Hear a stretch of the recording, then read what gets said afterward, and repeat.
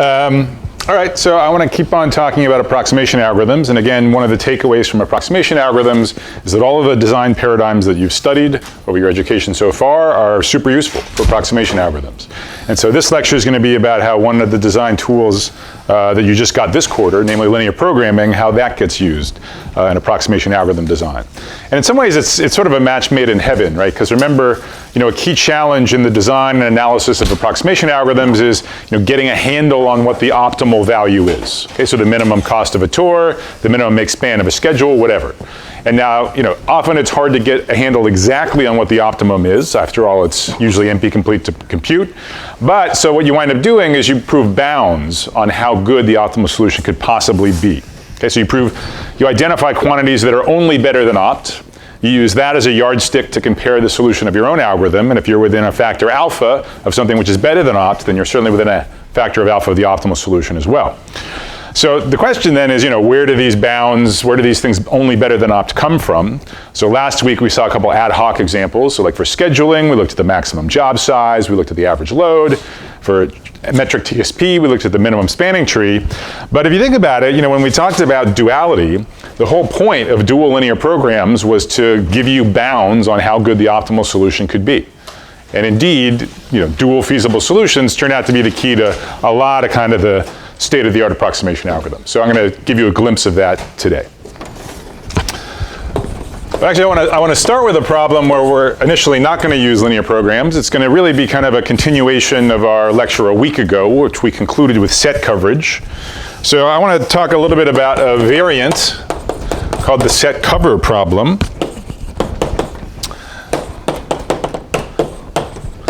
So the input is exactly the same as in set coverage. There's some ground set U. I give you a bunch of subsets of it, each just a list of elements.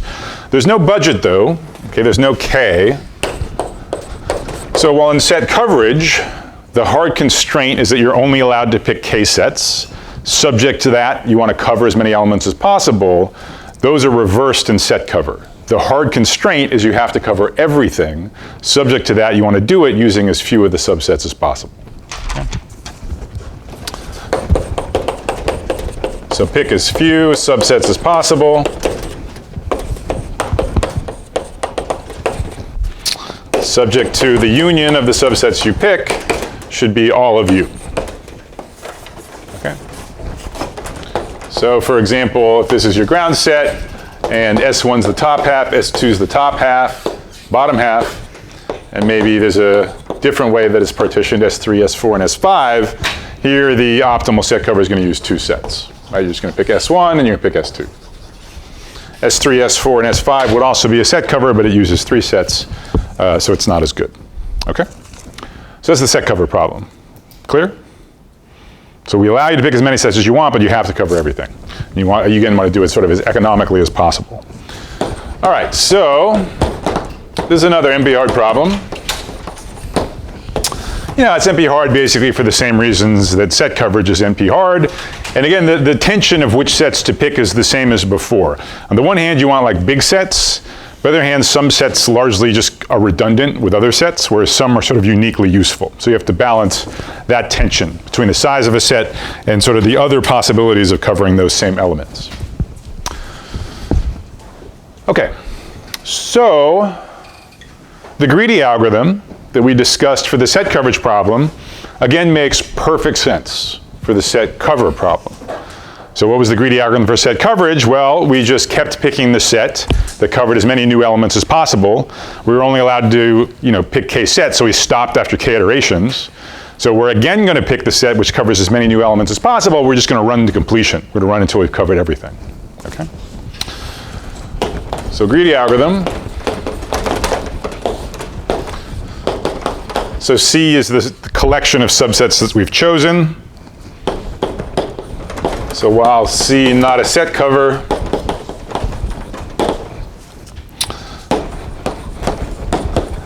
add to C the subset Si,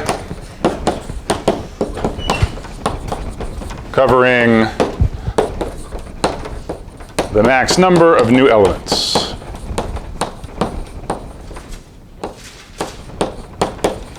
Okay? So as usual, when you're thinking about picking a set, the elements which have already been covered by previous sets don't count. Okay, you're only looking at the new progress you're making relative to the union of the previous sets that you've already chosen. And then you just return this collection. Okay? So everyone clear on the greedy algorithm? So again, just use the one from last week, but let it run until it's a cover. Okay? Obviously, if there is a set cover, it's going to find one. If nothing else, it'll just pick every set. So the only question is, how good is the set cover in terms of how many sets it uses compared to the minimum possible, the minimum size of a set cover. Okay, that's sort of the key question. All right, so we're not going to get a factor as impressive as for set coverage, but we'll get something. So what we're going to prove next is that greedy is a natural log of n approximation.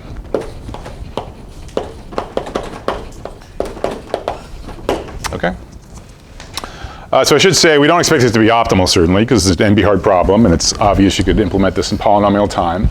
And actually, if you want concrete examples where this won't output an optimal solution, you can just go back and look at exactly the same examples we discussed for set coverage.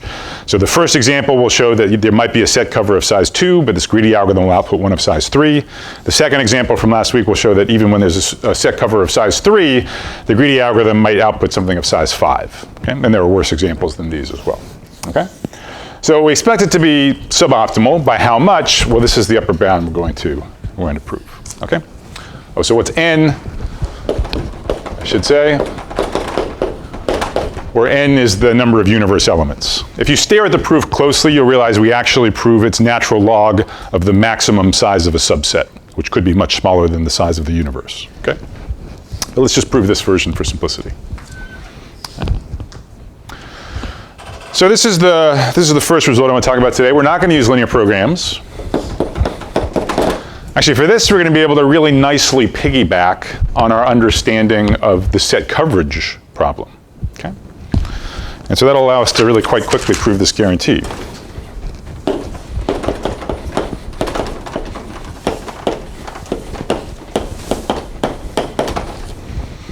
So let's remember what we proved for set coverage. We proved that no matter what the collection of subsets is, no matter what the budget k is, the greedy algorithm will output something that covers at least a 1 minus 1 over e fraction of what the best possible collection of k sets could cover. So that's what we proved last time, a 1 minus 1 over e approximation. And now notice, so think about our current greedy algorithm and just sort of, zoom in on the first, say, like 10 iterations of this greedy algorithm, okay, for set cover. Right? Now think about if we ran the greedy algorithm for set coverage on the same set system with a budget of 10. Any difference between those two algorithms? Exactly the same. Right? Every iteration, you just pick the set that covers the largest number of new elements. Okay, so iteration by iteration, these algorithms are the same for set cover and set coverage. The only difference is the stopping condition. Set coverage, you stop after k iterations. Set cover, you stop when you've got a set cover, okay, when everything's covered. So, what's the point? Okay, so imagine that there exists a set cover that uses only 10 sets. Okay? And now imagine in our minds, imagine we ran that set coverage approximation algorithm with a budget of 10. Well, we know it's a 1 minus 1 over e approximation. If there's something with size 10 that covers everything, with our 10 sets, we're going to cover at least a 1 minus 1 over e fraction of everything. Okay? So that's what happens with the first 10 sets. We get at least 1 minus 1 over e covered. All right, so rather than 10, let me just say opt for the number of sets in the best set cover. So the first opt subsets cover at least 1 minus 1 over e times u elements. Okay? Again, there exists a solution with opt sets covering all of u, and the greedy algorithm is a 1 minus 1 over e approximation. Okay? Now, this set cover algorithm is not going to stop after just picking opt sets unless it's lucky enough to already cover everything. It's going to keep going. But the point is that within opt iterations, it has shrunk the number of elements it has to cover by a factor of e. Okay? 1 minus 1 over e at least got covered. At most, a 1 over e fraction still needs to be covered. So opt iterations shrink the universe size by a factor of e. Okay.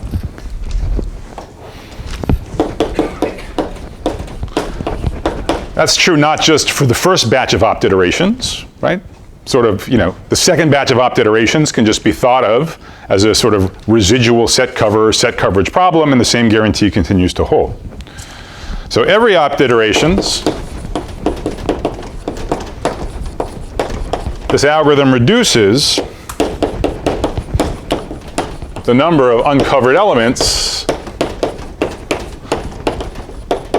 by a factor of at least E. Okay, so you divide by E every time you do opt iterations of this greedy algorithm. How many times can you do this?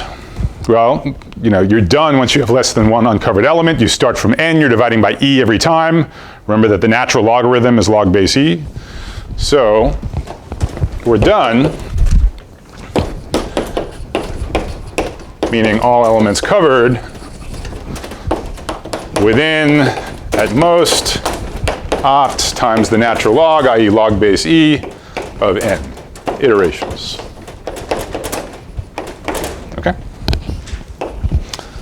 So opt is the smallest size of a set cover, and the greedy algorithm will get you that number times the natural log of n. Okay? So any questions about that? So we actually sort of, the point of this is we are already, again, sort of we could reuse the tools from last week to just solve this problem quite easily, which is good, okay? It's a basic problem, set cover. The motivations are very similar for set coverage, right? We mentioned a lot of applications of set coverage. It's just the difference is sort of which is the hard constraint and which is the objective. You could imagine, for example, if you're trying to locate fire engines, in a city, maybe it's a hard constraint that you really have coverage to all of the neighborhoods, and then the natural objective is just to minimize the the cost or the number of fire stations. Okay, so it's going to depend on the context which one's the hard constraint and which one you just want to do as well as you can. Okay. But actually, when set cover arises in applications, often not all the sets are the same, right? So like some neighborhoods might be more expensive to build in than others, okay? So in the usual set cover problem, which is what we're going to discuss next, we still have this input, we still have this collection of subsets, but also each set can have its own cost, possibly different for different sets. Okay, so cost CI for each SI. All right. The goal now, of course, is to compute the set cover with minimum possible total cost. Okay, so the previous problem corresponds to all of the CIs being equal to 1. Now in set coverage, there were no costs, right? So once we talk about set cover with costs, it's not clear how to piggyback on our set coverage analysis to very quickly prove something. Okay, that's the bad news. So we're going to need some other idea. The good news is the idea that we need is really only in the analysis. As far as the algorithm, it's pretty easy to think about extending the greedy algorithm to when sets have costs. Right, so like if one set costs twice another, maybe you're only tempted to pick it if it covers at least twice as many new elements. Okay? That's sort of the obvious extension of the greedy algorithm. And so that turn out is going to work well. Okay, so what is the greedy algorithm with costs? Always pick the subset SI with the minimum. I'm going to call it a ratio, which is the cost of the set divided by the number of new elements that the set covers. Okay? So in other words, it's the average cost per new element that you're covering. Okay? So if the set has cost 10 and it's covering 4 new elements, it's going to be 2.5. Okay. Notice that if all of the costs are 1, minimizing this is the same as maximizing the number of new elements covered, which is exactly our old algorithm. Okay, so this does indeed specialize to our previous greedy algorithm, and all of the costs are the same. Okay. So everyone clear on the new algorithm? You just use this different criterion in the main while loop. Yeah. Okay. And so the good news is even with costs, the greedy algorithm is still just as good as it was before. It's still basically log n approximation. And again, the n is really the maximum set size.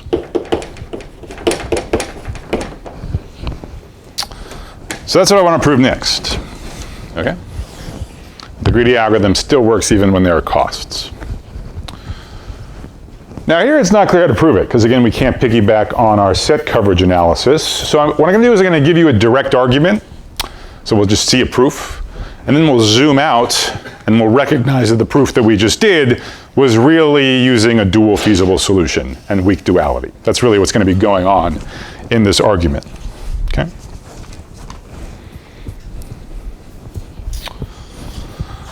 All right, so what's our strategy for the analysis? How are we going to prove a bound on the greedy algorithm? Well, as always, when you're proving a guarantee on a greedy algorithm, you better use the fact that it's greedy somewhere in your proof. Okay? You need to use what its greedy criterion is. So let's go ahead and get that out of the way first. Let's have a very simple lemma, which is where we use the definition of the greedy algorithm. So this will be familiar from a similar but harder lemma, slightly harder lemma that we had a week ago for set coverage. So suppose the current greedy solution, all right, so imagine we've been running the greedy algorithm, we've run it for 10 iterations, okay? We're going to look at some subset SI, okay? Any of these input subsets SI. So after 10 iterations, some of the elements of SI will be covered and some will be uncovered. So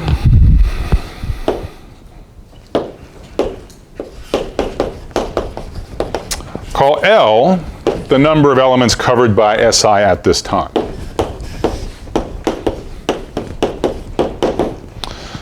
What can we conclude? Right, so a week ago we wanted to say that the greedy algorithm made healthy progress at every step. That's sort of what we were doing. Here we're going to say, well, we're going to prove an upper bound on how big this ratio could be of the next set chosen by the greedy algorithm. Okay? So next set chosen by greedy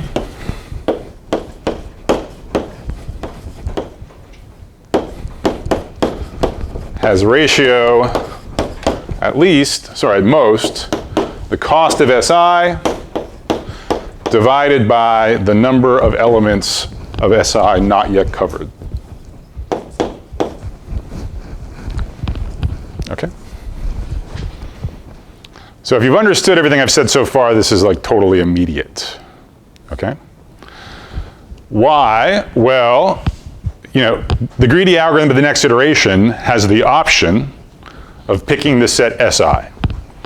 If it picks the set SI, this is the cost that will be incurred. This is the number of new elements that will be covered, okay? Just by the definition of L.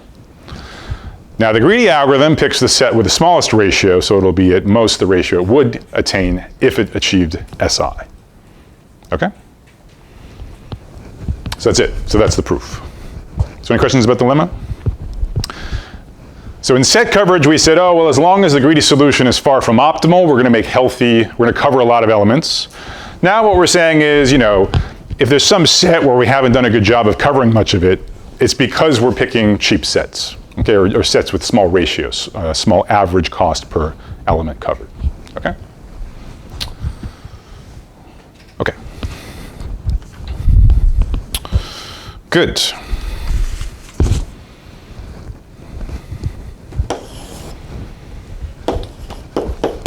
So a little notation for the analysis. We're going to define for an element Q sub E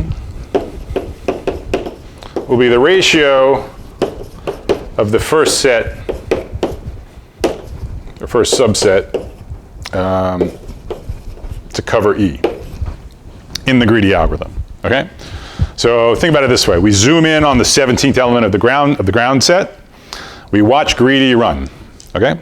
The greedy algorithm terminates with a set cover. So at some point, it's got to pick a subset that covers this element number 17. We look at the first iteration where it gets covered, where it gets newly covered. We look at the ratio of the set that's chosen in that iteration.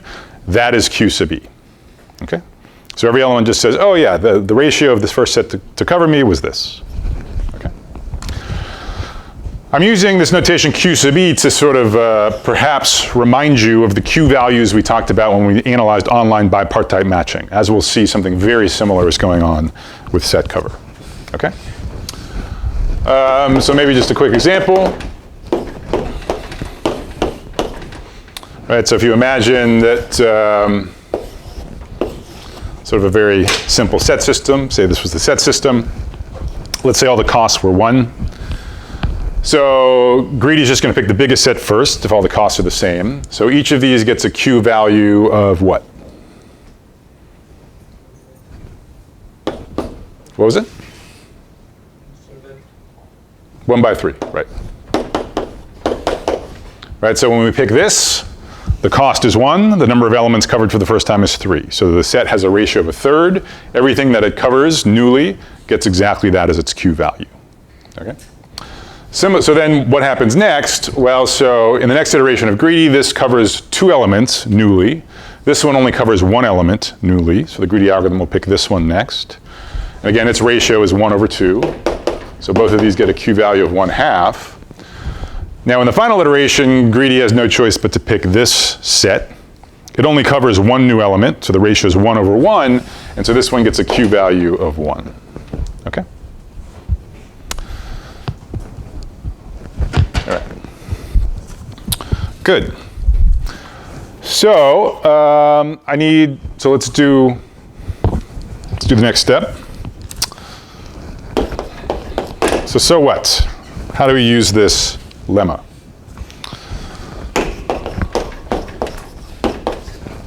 Well,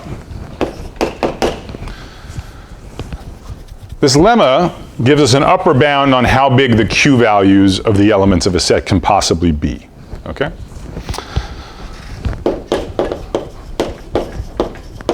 So fix your favorite subset SI.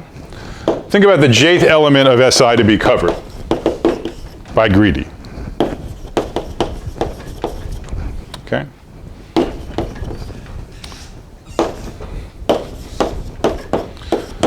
The Q value of this element E is the cost of this set over the size of this set minus j minus 1. Okay? How should you think about this? Okay? So here's the way to think about it. So imagine j minus 1 elements have already been covered. Okay? That's just like plugging in j minus 1 for L in the lemma. Okay? So if only j minus 1 are covered right now, at some point there'll be a set which covers this jth element to be covered. And the lemma is in effect, so it will say that whatever set is used to cover this jth element has ratio at most the cost of this set SI divided by the number of still uncovered elements in SI, which is the size of SI minus j plus 1. Okay? It may also help to look at this figure. Okay? So let's say for this biggest set, this set of size 3, now one thing that's a little confusing maybe is, as you can see in this figure, the Greedy algorithm doesn't exactly cover the elements sort of 1 by 1. In general, it covers a batch of elements in the same iteration. So like for this set, it covers all 3 of them in the same iteration, so they all get a 1/3.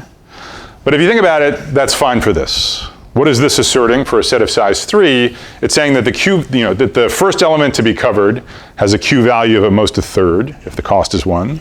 The second element to be covered has a cost of at most 1/2, and the third element has a Q value of at most 1/2. The third element to be covered has a Q value of at most 1. Here, it's only more true, right? It's 1/3, 1/3, 1/3. Similarly, for a set of size 2, this corollary says the first one to be covered should be at most 1/2. We're doing even better than that. We have a third. The second one to be covered has cost at most 1. And indeed, that is in fact the Q value of the second one to be covered. Okay? So the way to think about the proof of this is just first think about the special case where you have this set SI, and literally each element gets picked off in a different iteration. Okay, so really in the first iteration, the first one gets chosen, and the second iteration, a set containing the second one gets chosen, and so on. Then it's easy to see why this holds, right? It's really just you substitute j minus 1, the number of predecessors of the jth elements for L in this lemma. And then you realize, oh, if they get covered in batches, actually the Q values are going to be even smaller. because that means at the time I was covered, there were even more uncovered elements, even fewer covered elements than there was in the case where they get picked off one by one. And so it's going to be only more true, just like in the figure. Okay? All right, so any questions about that?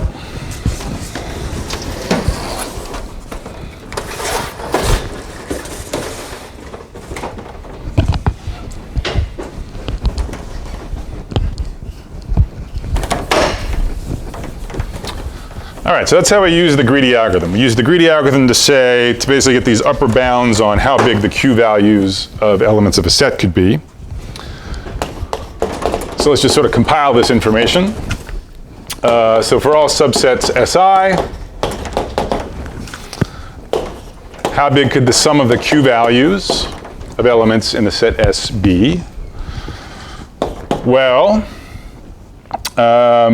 there's the first one to be covered. So that's taking j equal 1 in the corollary.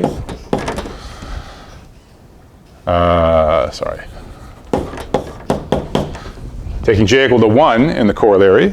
There's the second one to be covered. So that's taking j equal 2 in the corollary. The second to last one will have a Q value upper bound of Ci over 2. And then the last one to be covered, Ci over 1. Okay? So that's just applying that corollary for each of the elements in the set S. So if you look at this,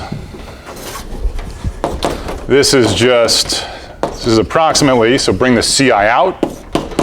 We're left with this harmonic sum, 1 plus a half plus a third all the way up to 1 over the set size.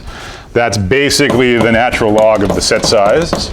Being slightly sloppy, there's an extra additive term known as Euler's constant here, but that's less than 1, so I'm just going to ignore it. So this sum is bounded above by basically the set cost times log of the set size, which of course is at most, in the worst case, Ci times the natural log of the ground set size. Okay? So that's the first thing to notice. Greedy gives us control, or lemma gives us control over how big Q values can be, so therefore, of course, there's some kind of bound on the sum of the Q values of a set. Here's the second property we'll need, and then we'll basically be done. And again, this should perhaps remind you of what we were doing with online bipartite matching, which is if you look at the sum of all of the Q values, it's exactly the same as the cost of the greedy solution, the final greedy solution. Okay?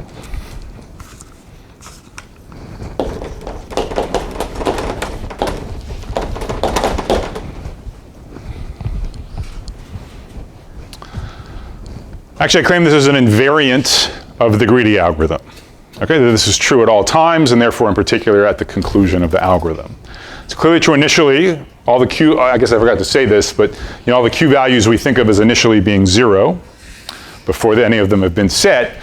And the initial set cover, we don't have any sets, so there's no cost. So let's imagine when a new set gets added. Okay, so we're just going to prove that this stays true with every iteration. So think about an iteration. The greedy algorithm picks some set, Si. That set has some cost, Ci. Okay, so the right-hand side goes up by exactly Ci in this iteration. What's up with the left-hand side? Okay. Well, who gets a Q value? So remember, when does an element get its Q value? It's when it gets covered for the first time. Okay? So the set Si that we just chose, that's going to trigger all of the newly covered elements to get a positive Q value.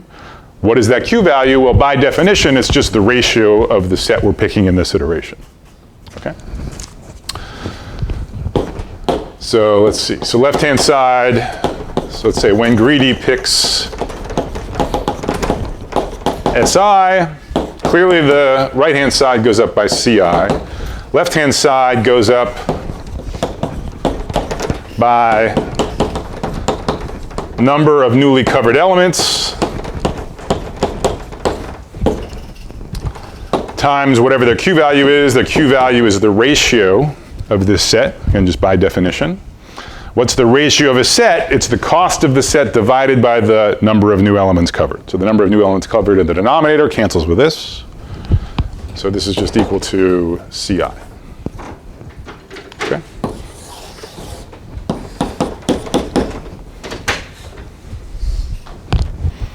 So those are sort of the two technical facts that we need, and now we're basically done. So any questions about 1 or 2? Okay. So again, just at a high level, 2 is saying that these Q values are a proxy for the cost of greedy, and this is what we want to upper bound. And then you look at part 1 and you're like, oh cool, well this gives me like a set by set upper bound on how big these Qs should be. So that should translate to some upper bound on the greedy performance. Okay.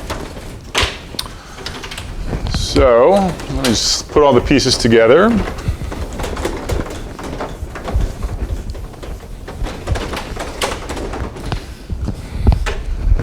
So conclusion,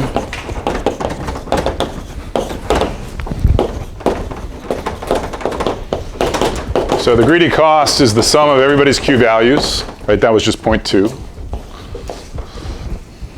Now we need to relate this to the optimum, okay? So let me write the following.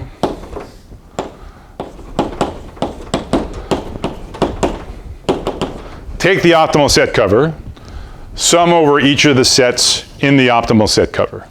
Okay. Now, the optimal set cover, it's really good, but it still has to be a set cover. So each element appears in at least one of the sets that it chooses.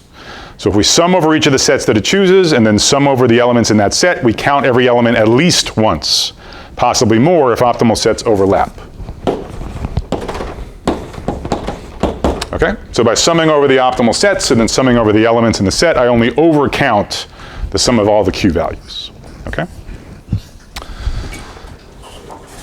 So now we use the first part, that set by set, we have a good upper bound on how big the sum of the Q values could be. So again, sum over the subsets chosen by opt. Here we have Ci times natural log of n. So bring that log n out, and of course the sum of the costs of the sets in opt is just opt, just the cost of opt.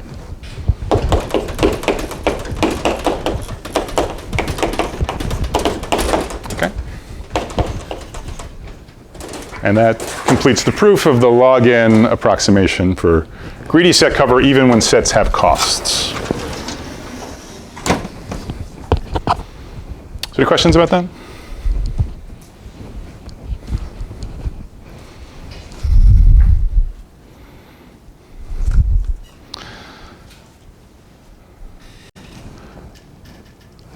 It might seem a little mysterious. I mean, this lemma was natural enough. We wanted to use the fact it was a greedy algorithm. This just kind of fell out of the fact it was a greedy algorithm. Then we kind of crunched some numbers and we got what we wanted. But then, that's a little unsatisfying. It's hard to, so you might be asking, how would you replicate this for some different problem? It seems like kind of an ad hoc analysis. So what I want to do next is I want to give an interpretation of this proof in terms of linear programming duality, okay, weak duality.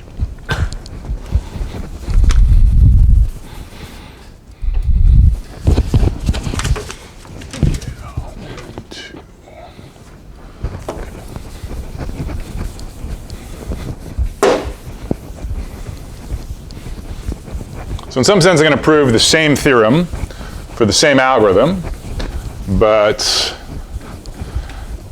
really we're just going to reinterpret the proof we just did is really a better way to phrase it. Okay, so questions before we do that? Okay, dual interpretation.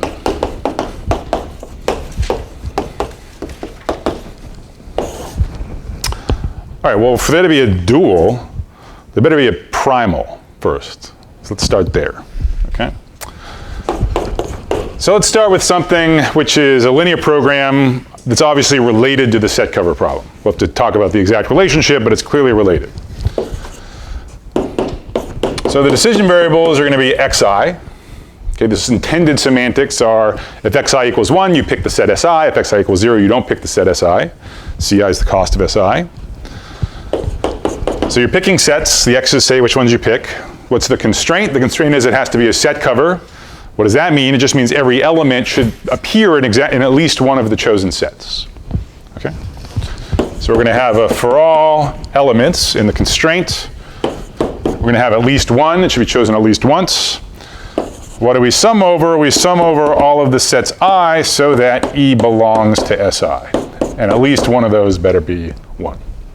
Okay? And it doesn't really make sense to have negative numbers, so let's say xi is non-negative. You might think we also want the constraints that xi is at most 1, but actually those are redundant. Okay? You don't really need them. Okay? All right. So what's the relationship between this linear program and the set cover problem? Well, the set covers are in one-to-one correspondence with 0-1 solutions of the linear program, and the cost is preserved.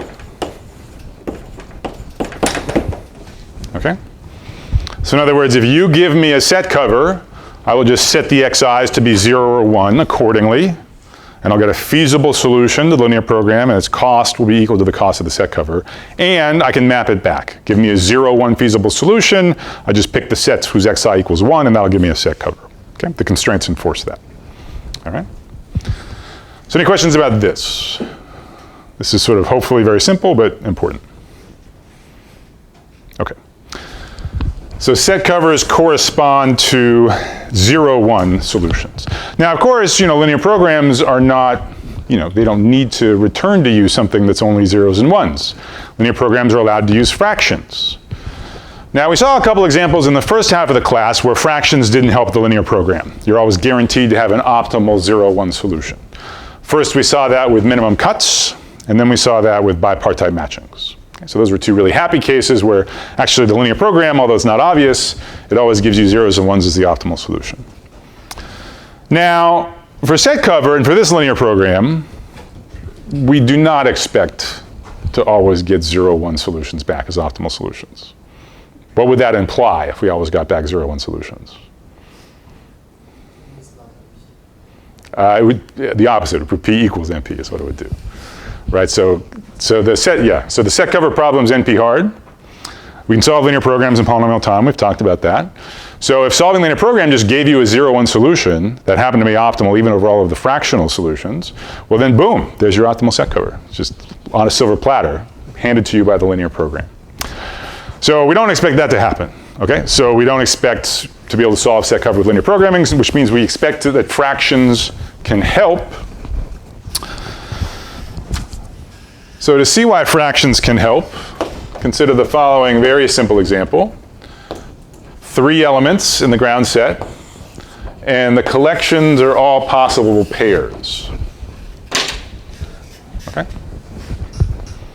So that's a set system. It should be quite clear that all the costs are 1. It should be quite clear that the best set cover has 2 sets. Right? No one set covers everything, so you need 2. But with fractions, you can do better. If you pick each of them to be 1/2 fractionally, then since each element belongs to 2 sets, the sum of the fractions of the sets that contain it will be equal to 1. So that gives us a feasible solution, and this feasible solution has objective function value only 1.5. Okay? So that's really seeing it in action, how the linear program, it's an NP hard problem. Whenever you have a linear program related to it, you're going to expect sometimes you get sort of nonsensical answers. Okay? You're going to get things that are better than opt, strictly better, potentially. Okay? All right, so a little bit of terminology. So a linear program like this is called an LP, linear programming relaxation of the set cover problem. Relaxation in the sense that it has only more stuff. Okay, so every set cover corresponds to a feasible solution, but there can be other feasible solutions as well. Okay, so it's not an LP formulation, it's an LP relaxation, because you have other things in addition to the set covers. And whenever you have an LP relaxation in this sense, for a minimization problem, there's a clear relationship between the objective function value of the best fractional solution and the best set cover, the best 0, 1 solution. Okay? So which way does the inequality go? Which one is smaller? Remember, there's a minimization problem. Yeah, the fractional optimal is smaller. Why? Because it has only more stuff to minimize over. So the minimum is only going to be smaller, okay? So connecting this back to what I said at the beginning of the lecture, what's the whole sort of name of the game in approximation algorithms? Bounds on the optimal solution, okay? So here's where we're seeing this. Whenever you have an LP relaxation, it gives you bounds on the optimal solution. Okay, it's only better than opt if it's a relaxation. Okay. So any questions about this? The LP relaxation of set cover. So this is our primal, this linear program. Okay, so let's look at the dual then.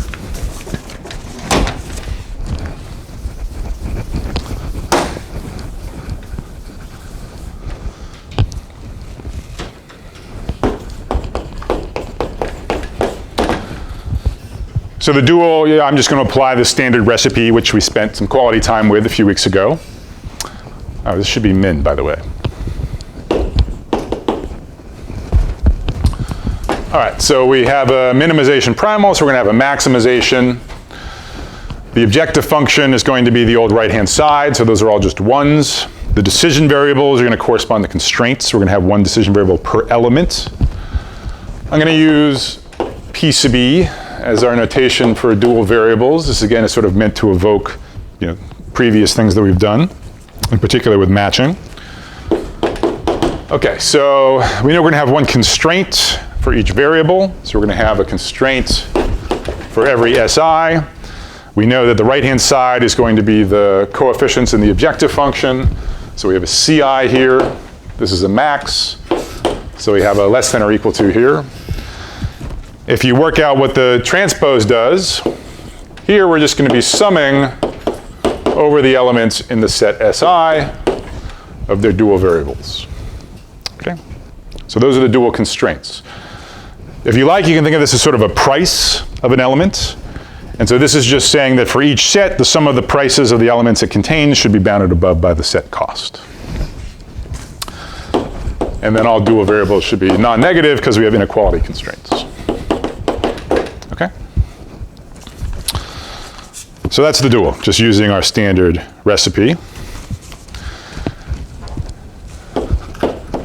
And remember, what's the meaning of a dual? The meaning of dual feasible solutions are bounds on the optimal primal objective function value. So here are primal's minimization, so these are going to be lower bounds on the optimal value of this. Okay, so that's just weak duality. So if P, a vector indexed by edges, is feasible for the dual, then its dual objective function value is a lower bound on the optimal solution of the linear program, i.e. the fractional opt, which, as we said, because it's a relaxation, is a lower bound on the opt that we actually care about, the minimum cost of a set cover. Okay? So again, this is weak duality. This is because it's an LP relaxation. What's the point? The point is, remember, we want good lower bounds on how small the best set cover should be. Okay? And so any dual feasible solution provides us with such a lower bound.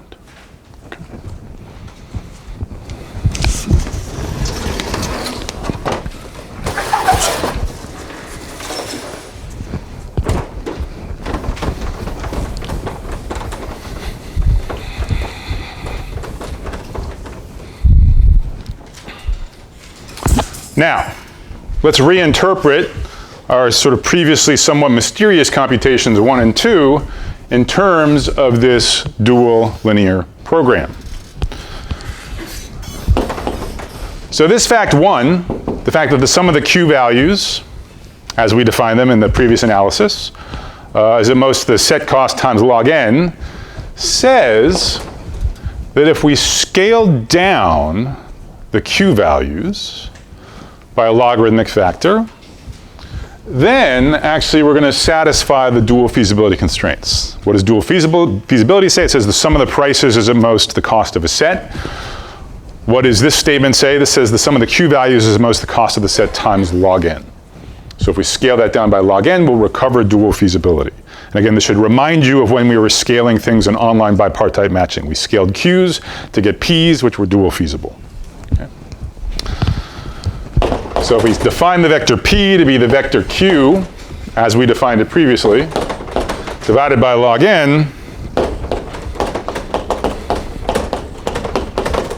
this is feasible for the dual linear program.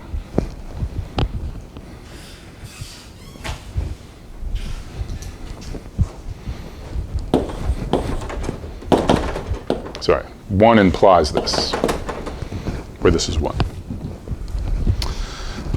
All right, so let's look at 2. 2 says that the sum of the q values is exactly the same as the cost of the greedy solution. So once we divide, we can say the cost of the greedy solution is at most log n times the sum of the p values. So cost of greedy equals log n, because of the scaling, sum of the p values, okay?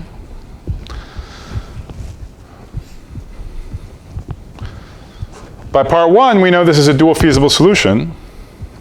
So by weak duality and the fact that it's a linear programming relaxation, we know that this is a lower bound on the optimal solution. So this is at most log n times opt. Okay?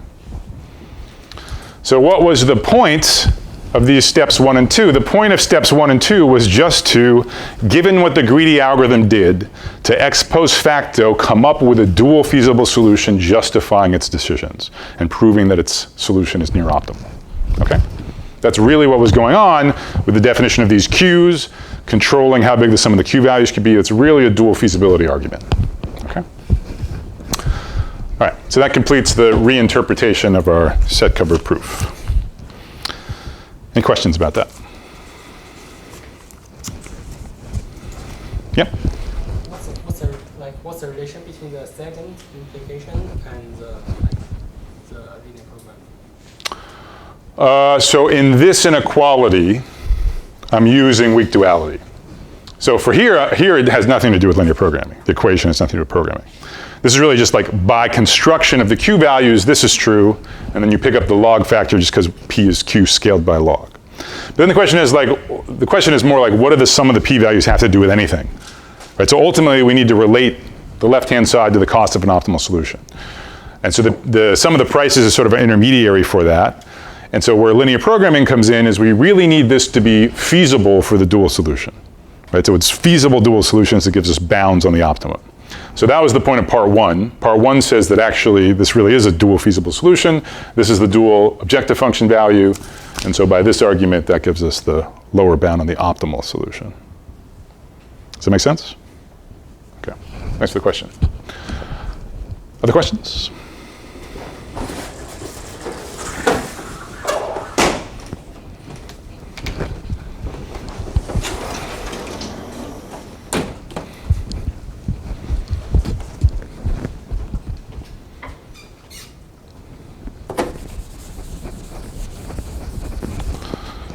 All right.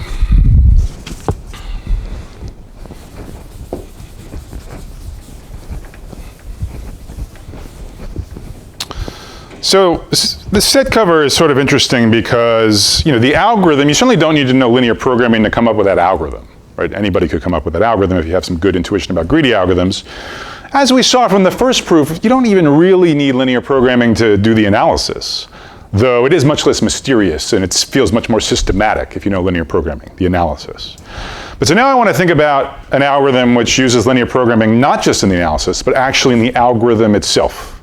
So there's going to be an approximation algorithm where one of its steps is to explicitly solve a linear program, okay? So again, that's sort of that's a high-level takeaway, is that, in the same way that, when we were talking in the first half of the class, we said sometimes you really solve a linear program, and that's really what your algorithm is. Sometimes you just use it to prove some other faster algorithms correct, like the Hungarian algorithm. So same thing going on here. Sometimes we use linear programs just to understand what a sort of fast algorithm does, but sometimes we really actually use it as a subroutine.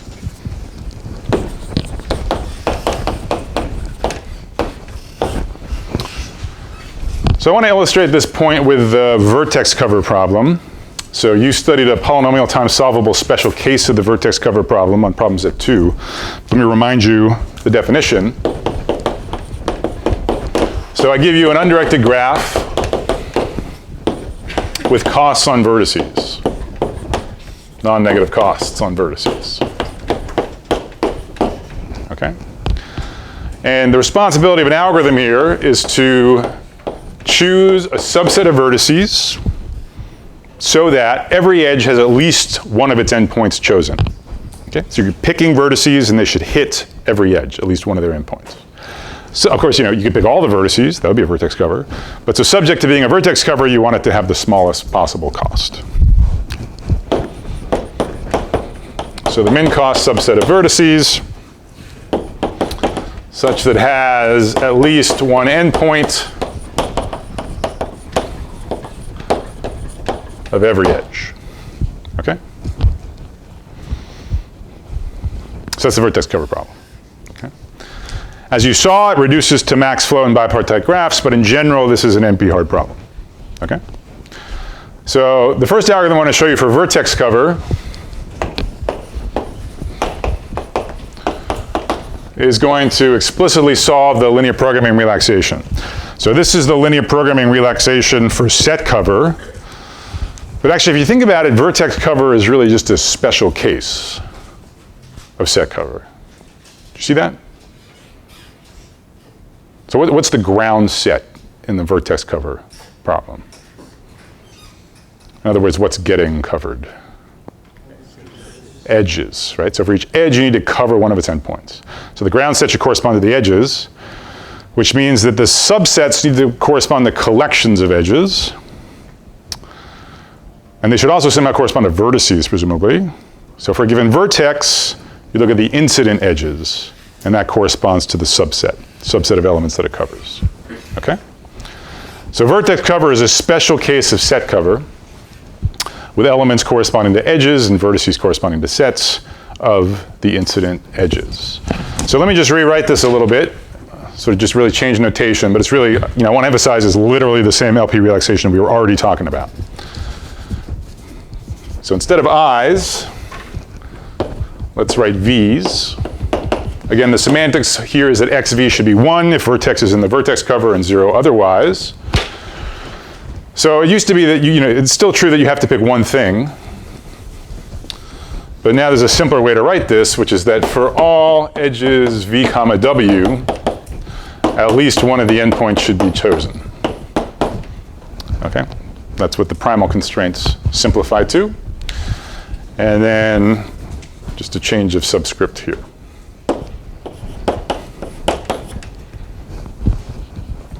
And so now what's going to be true is that instead of set covers being in one-to-one correspondence, by the same reasoning, vertex covers will be in one-to-one correspondence to 0-1 solutions to this linear program. Okay? So as I said, vertex covers NP hard, so we don't expect this linear program to always solve it optimally. We expect there to be fractions. Actually, exactly the same example I showed you for set covers still shows that fractions help here. Let me just redraw it in a different way. Suppose your graph is a triangle. A vertex cover obviously must have 2 vertices. You can't have one vertex covering all 3 edges. But if you pick each vertex to 1/2, then every edge is covered fractionally.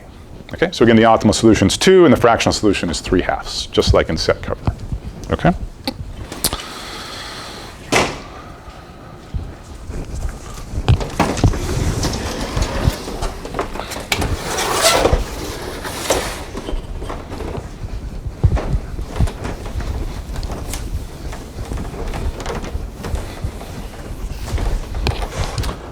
All right, so what's our plan? What's the algorithm?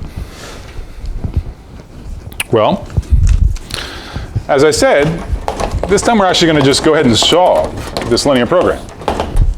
So step 1, solve the LP relaxation to get an optimal solution x star. Well, also I should say, for this algorithm, we actually won't even need the dual linear program. Okay, so we'll modify the dual later when we need it. So for this algorithm, all we need to think about is the primal. And now we're not going to use it for the analysis. We're really just going to solve it. Okay? We're just going to plug this into a linear programming algorithm and get back the optimal fractional solution. Okay? Now, we're certainly not done. If it handed to us on a silver platter a 0-1 solution, we'd be done. That'd be great. Okay? So then we'd be lucky. In general, we're going to get something like this. We're going to get something with fractions. And so somehow, just in the same way we had to take minimum spanning trees and massage them in the traveling salesman person tours, here we're going to have to take this fractional solution, which is not really what we want, and massage it into what we actually do want, a vertex cover. Just like in TSP, where the whole name of the game was to transform the MST into an Eulerian graph in a TSP tour without losing too much in the process, here the plan is to transform this into integers, hopefully without losing too much in the process. Okay? So this is known as linear programming rounding. Okay, so you take something with fractions and you output something with integers. All right, and for vertex cover, this is about the simplest linear programming rounding algorithm in existence.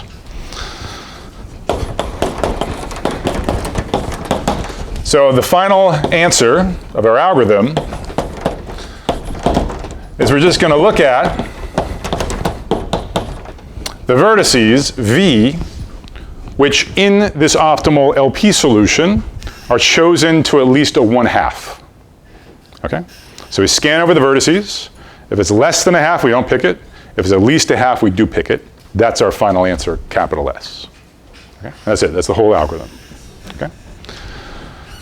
So given that linear programs can be solved in polynomial time, clearly this also runs in polynomial time. Okay?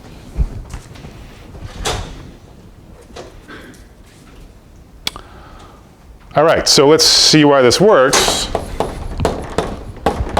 So claim 1 is that at least it outputs a feasible solution. Okay?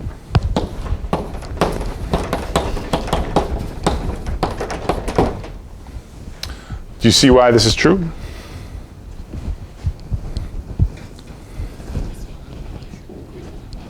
That's right. So it helps if you look at the linear programming relaxation. Right, so remember X star, it's optimal, but in particular it's feasible for this linear program. So for every edge, V comma W, the sum of the X values of the two endpoints has to be at least 1. Well, the only way that can happen is at least one of them is at least a half. Okay? So if both of them were strictly less than a half, you'd have a violation of primal feasibility. So that means for every edge, you will indeed be picking one of its endpoints, i.e. S indeed will be a vertex cover. Okay? Claim 2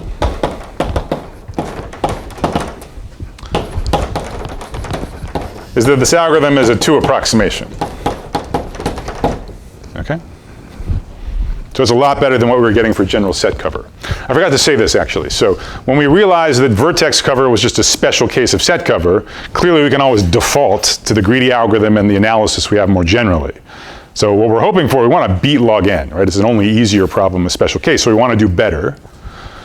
The first question you should ask is, well, we already have an algorithm, the greedy algorithm. Maybe that algorithm already performs better in the special case of vertex cover instances.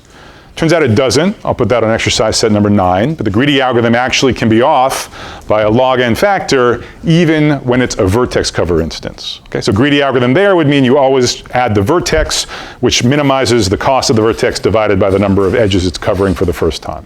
Okay? So if we want to do better than a logarithmic guarantee for vertex cover, it has to be via a different algorithm. Okay, so that's what motivates using linear programs more seriously. And indeed, the good news is this very sort of conceptually simple algorithm does give us a much better guarantee than we had for general set cover. Okay.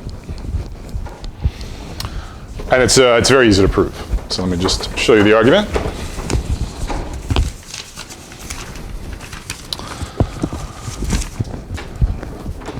All right, so what's the cost of our algorithm? Well, we just sum over all of the vertices in our set S, look at their costs. If you think about it, this is at most summing over all the vertices times the cost. So I guess the intuition behind this claim is that the algorithm only pays double what the linear program is paying. Okay, so whenever the linear program maybe gets away with paying just for half of a vertex, well, in that case, we pick the full vertex. That's only a factor 2 blow up. Okay. So concretely, this is where you see it. So for any vertex in the set S, we know x star v had to have been at least 1/2. So if I double x star v, I get something which can only be bigger than 1. Okay, so that's what gives me this inequality here. Okay? So this is really using the definition of the set C. You had to have x star v at least 1/2 to be chosen. That gives you this inequality. So what is this? We'll pull the 2 out. Now you have the sum over the vertices, the cost of a vertex times the extent to which the LP chose it. Right, sum over v, cv, xv, that's just exactly our linear programming objective function value. So this is really just 2 exactly equal to 2 times the fractional opt. And because it's an LP relaxation, that's at most twice the cost of a minimum cost vertex cover.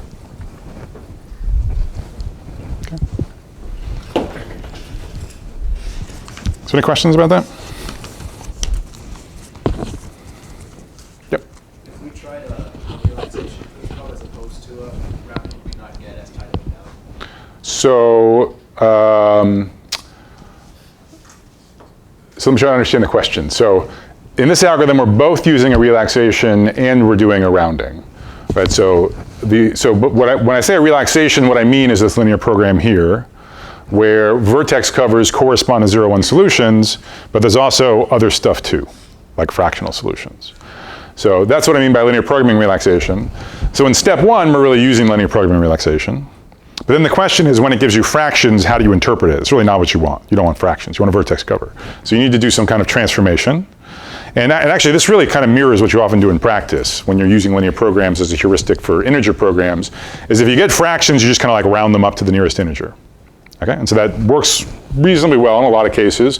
Vertex cover is this sort of cool example where it actually even works well theoretically in the worst case. So I think of this as you first relax and then you round. Does that answer the question? Or? I meant more in terms of using duality. Yeah, so that's actually where we're gonna go next. We're gonna use both the primal and the dual. I mean, you know, fundamentally, like in principle, it doesn't help you to also use the dual because of strong duality. It kind of says they're sort of the same. And so it kind of says, you know, whatever dual feasible solution you might be using as a bound, you may as well use the optimal dual bound, but then that's actually the same as just the fractional optimum of the primal. On the other hand, and we'll see this next, it's often just much more convenient to, well, so a couple things. So first of all, you might not actually want to solve a linear program in your algorithm. You might want something that's much faster. But then secondly, even for the analysis, sometimes, you know, even though you wind up not using the best, you know, lower bound, you just use one which is much more convenient for the analysis. So sometimes if you're actually trying to prove theorems, it is beneficial to use kind of suboptimal bounds. And we'll see that next. Other questions?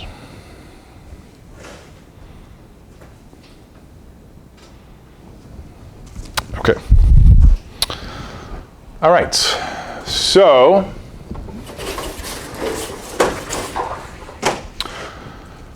that's good. 2 approximation for vertex cover, pretty nice. Can we do better? Well, in terms of approximation ratio, the answer may be no. Okay, there's something known as the unique games conjecture. This is a strengthening of the P not equal to NP conjecture, a significant strengthening. But anyways, under this conjecture, there's actually no polynomial time algorithm for vertex cover better than a 2 approximation. So that's not what we're going to look for. We're not going to look for a better approximation algorithm.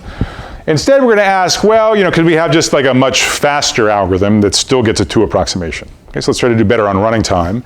In particular, let's try to avoid solving a linear program. Now, you can solve linear programs, you know, it's efficient, polynomial time, but it's not blazingly fast like a linear time algorithm. So what I'm going to show you next is a linear time algorithm that is informed by the dual for the vertex cover problem that will again be a 2 approximation. Okay. Okay. So I'm going to need the dual of this linear program. Again, vertex cover is a special case of set cover, so I'm just going to sort of instantiate this for the case of vertex cover. So the elements correspond to edges, we agreed. So instead of the sum of the prices on the elements of the universe, we have it over edges. Sets correspond to incident edges. right? So we have C sub V for all V and V. And here we have incident edges. So remember, delta of V is the edges incident to V. I see. I jumped ahead. That should have been U before. Oh well. Okay? And this is still true. It's still true that if you have a dual feasible solution, then it lower bounds the fractional opt, which lower bounds the real opt. Okay? So that's the primal dual pair for vertex cover.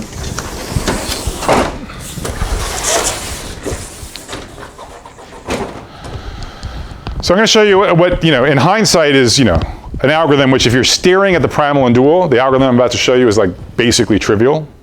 Okay? If you have the primal and dual staring at you on the boards. If you didn't know linear programming, it's not really clear to me how you'd come up with this algorithm. Okay? Even though it's sort of very simple in linear time. Okay? So this is an example where knowledge of linear programs, it's not just, so when we started with the greedy set cover algorithm, we didn't need linear programming to help come up with the algorithm. We just needed it to understand why a natural algorithm worked well. In our second algorithm, where we actually solve a linear program, it's clear we're kind of just, in this black box way using linear programming. Here is maybe like the happiest case, which is we come up with a super simple, super fast algorithm which works well, where linear programming just sort of led us to developing the algorithm. That's maybe the best case scenario. All right, so what is the algorithm?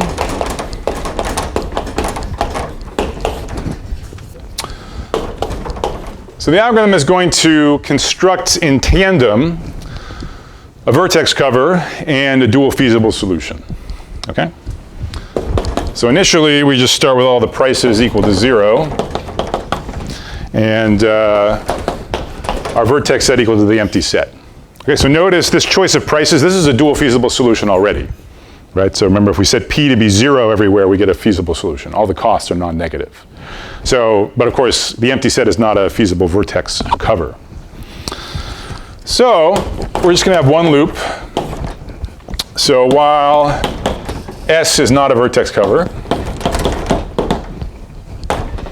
why is it not a vertex cover? It must mean there's some edge where we haven't chosen either endpoint yet. Choose an arbitrary such edge.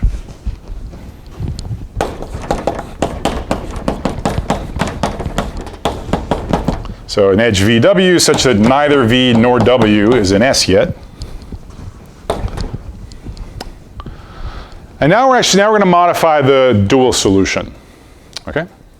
So we're going to look at this edge which isn't covered yet. We're going to look at its price, its current P value, and we're going to increase it.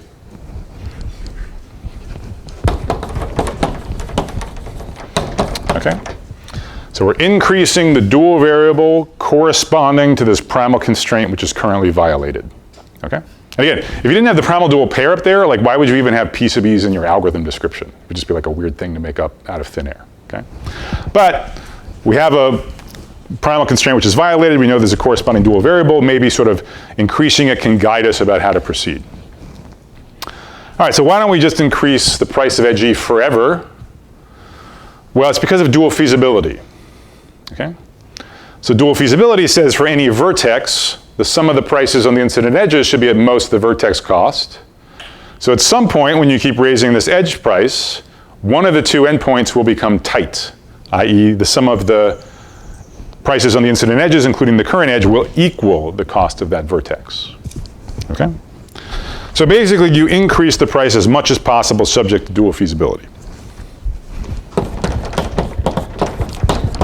So until the dual constraint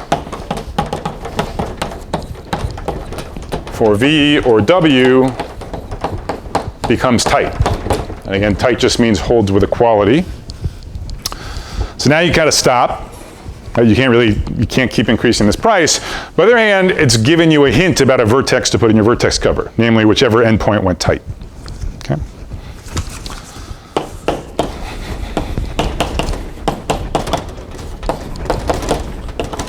Add the tight vertex to S. Okay? And that's it.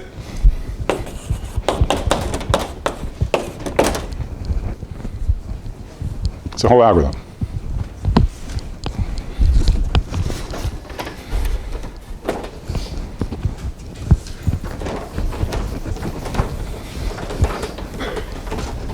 Any questions about the algorithm? Make sense?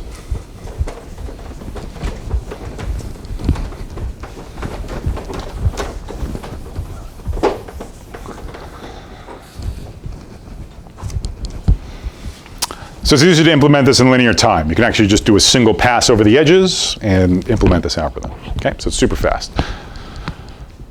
Okay, so why does it work? So for the analysis,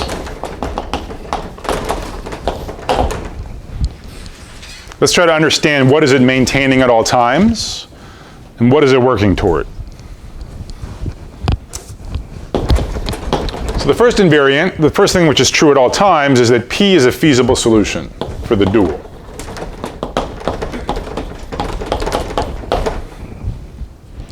We saw this is true initially when all the P's are equal to 0. And obviously, just by construction, we make sure we never violate dual feasibility. Okay, so at the conclusion, we have a dual feasible solution too. Conditions invariants 2 and 3 are going to correspond very closely to the complementary slackness conditions that we were discussing in linear programming. Okay, so in linear programming, we had these general optimality conditions, which said that if you have a potential, an alleged primal solution X and an alleged dual solution Y, basically what you want is you want X to be feasible, you want Y to be feasible for the dual, and you want complementary slackness to hold. And X and Y are both jointly optimal if and only if complementary slackness conditions hold. So it was optimality conditions for linear programming. What did the conditions say? They said that whenever, in this feasible solution, you have a strictly positive decision variable, it should be the case that the corresponding constraint in the other linear program is tight, holds with equality. Okay? So for every strictly positive primal decision variable, there should be an equality in the dual. For every strictly positive dual variable, there should be an equality in the primal. Those were the complementary slackness conditions, which characterized optimality for linear programming. All right, so that's to remind you about complementary slackness. So the next condition says, suppose that a vertex V is chosen in the vertex cover. This is like having a primal decision variable strictly positive, actually equal to 1, okay? So complementary slackness would say that the corresponding dual constraint should be tight. And if you think about the way in which we pick vertices, that's actually just true. So if V is included in the set S, that only happens when the sum of the prices of the incident edges equals the cost. Okay, if that's not true, we're going to keep increasing the price of this edge more. Okay? So that's the one complementary slackness condition, which says when something in the primal is strictly positive, the corresponding dual constraint should hold with equality. Now, at some point, our luck's got to run out, right? We're not thinking we're going to be proving an optimal algorithm, an exact algorithm for vertex cover. Notice that the algorithm certainly at the end of the day it outputs a vertex cover just by the termination condition. So it'd be pretty surprising if we exhibited a feasible dual solution where both sets of complementary slackness hold, because that would actually say that we solved the problem optimally, which we're not expecting to do. So where we have to give up a little bit is in the other complementary slackness condition. We'd like this to say that whenever a dual variable is strictly positive, the corresponding primal constraint holds with equality. So whenever P sub E is bigger than 0, we'd like it to be that the sum of XV and XW equals 1. That would be the normal complementary slackness conditions. That's not going to be true, okay? But something weaker is going to be true.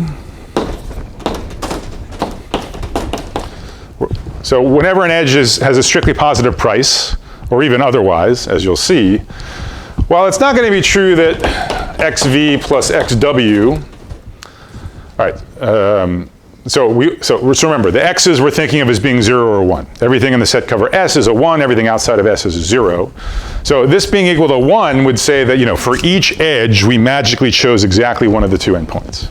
And definitely you are optimal if you can pull that off. Right? So if you can actually find the subset of vertices that covers every single edge, each one exactly once, it's definitely optimal. It's the best you can do, okay? So that's not going to happen. But a trivial statement which is true is that XV plus XW is in most 2, trivially, because each have XV and XW is in most 1. In what sense is this approximate complementary slackness? Exact complementary slackness would say that the sum equals 1. And we're saying, well, it can't be too much worse than 1. Okay, it's not arbitrarily higher. It's only off by a factor 2. Okay? And again, in this particular case, this is trivial. All right, it's just sort of, because xv and xw are always the most 1, you know this is true. All right, so those are the invariants.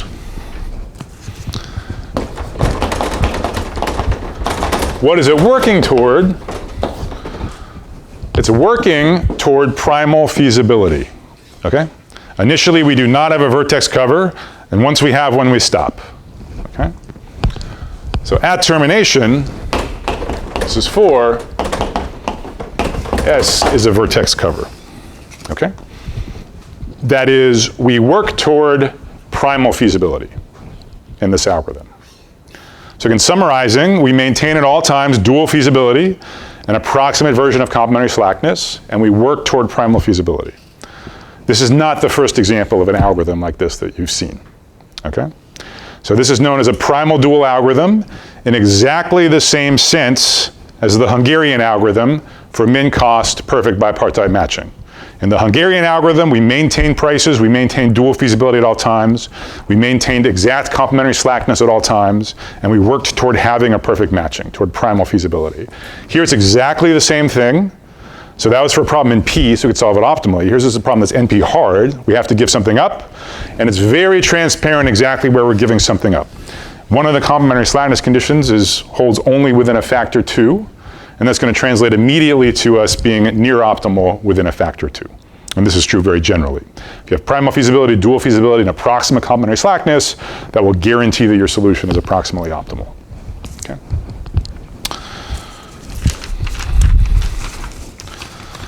All right.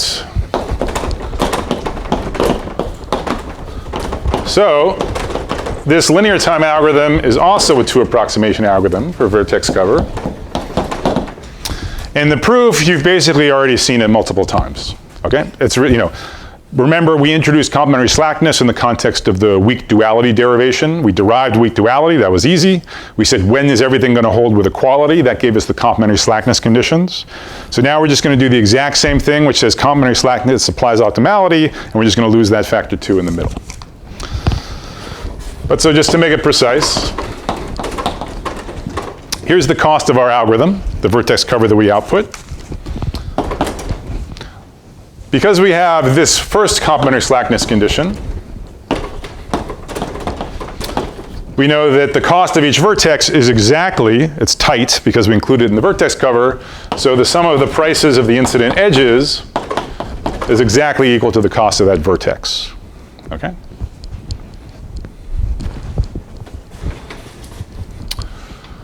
So as usual in this derivation, the second thing you do is reverse the order of summation, so you can apply the other complementary slackness.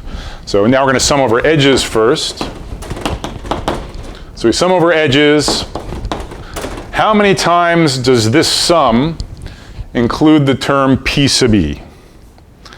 Well, it includes P sub E once for each vertex in S that is an endpoint of E, okay, for which E is incident 2. So PE appears in this sum overall once or twice, depending on whether both or one of its endpoints were chosen as part of the vertex cover. So let's say E equal VW.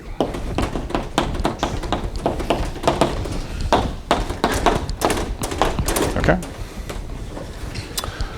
Or if you like, you can think of this as XV plus XW. Okay? So here's where we use the kind of trivial approximate complementary slackness, that the intersection of the vertex cover with the 2 endpoints is a most 2, or equivalently XV plus XW is a most 2.